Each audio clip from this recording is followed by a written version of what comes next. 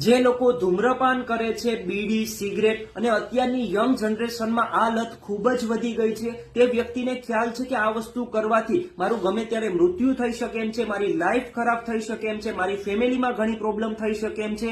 હવે તે વ્યક્તિ આ વસ્તુ છોડવા માંગે છે પણ છોડી નથી શકતો. તેવા તમામ લોકોને આ વિડીયો ખાસ શેર કરજો. પ્રાચીન ઘરેલું નુસ્ખો બતાવું છું. શું કરવાનું છે?